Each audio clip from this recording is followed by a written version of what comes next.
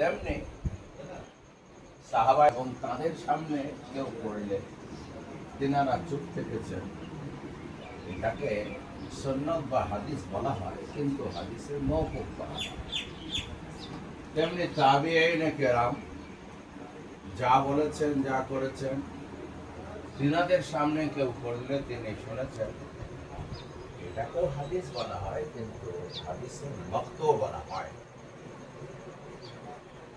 এখানে সুন্নাত বলতে এদেরকে আঁকড়ে ধরে। আল্লাহ তাবারক তাআলা নবী সাল্লাল্লাহু আলাইহি সাল্লাম কোনদিন হাদিস মানতে বলেন। তোমরা দেখতে পাবে বারবার তিনি সুন্নাতকে মানতে বলেছেন। আল্লাহ বলছেন, মান তামাসসাকা বিসুন্নতি ইনদা ফাসাদি উম্মতি ফালাহু আজরুন মিয়াত। উম্মতের ফাসাদের যুগে যদি কোনো ব্যক্তি একটি সুন্নতকে আঁকড়ে ধরে, আল্লাহ তাবারক তাআলা সুন্নাত তাআলা নবী সাল্লাল্লাহু আলাইহি ওয়াসাল্লাম বলেছেন, সুন্নাত এটা হলো রাইট রেওয়াজ। যা বলেছে নবীজির সামনে যা চলেছে সেগুলো সব হাদিস, কিন্তু সুন্নাত হাদিসগুলা মানা দরকার নাই, সুন্নাত মানতে হবে। যেমন নবীজি একই সঙ্গে 9 জন স্ত্রীর সাথে বিবাহ করেছিল, তাহলে এটাকে মানতে হবে, সুন্নাতকে মানতে হবে। বুঝতে পারলেন? আল্লাহর নবী সাল্লাল্লাহু আলাইহি ওয়াসাল্লাম সারা রাত তাহাজ্জুদ পড়তেন। ওয়া মিনাল লাইলি ফাতাহাজ্জাদ বিহি নাফিলাতান।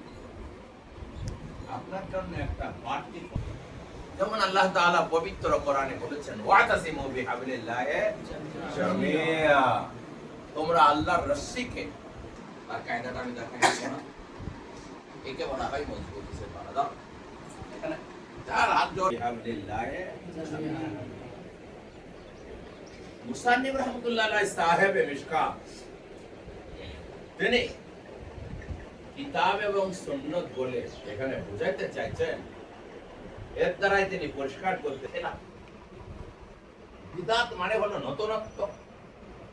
বিদআত মানে হলো কুল্লু মুহদাসাতিন বিদআ, শরীয়তের যে কোনো বিধান যেটাকে শরীয়ত বলে নয়, দুনিয়ার কোনো কাজকর্ম বলে, তাহলে ফের সেটা বিদআত হবে না।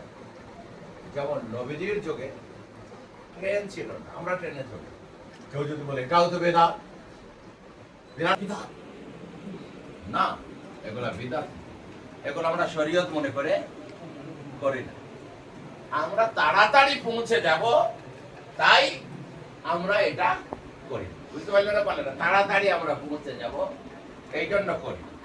এই পৌঁছে গেলে যে আমরা নেকি পাবো, প্লেনে চললে নেকি পাবো, তারপরে ট্রেনে চললে আমাদের বিরাট সওয়াবের কাজ আছে, তারপরে আমাদের মাথায় এই যে নাহবু মির, হিদায়াতুন নহু, কাফিয়া, সারা জামি, মুখতাসার, এইভাবে কোনো ক্লাস অনুযায়ী ক্লাস বাই ক্লাস কিছু ছিল না।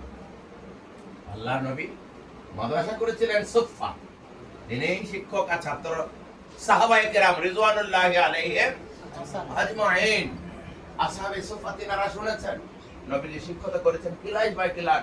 এই রহমের একজনা ঢোকো,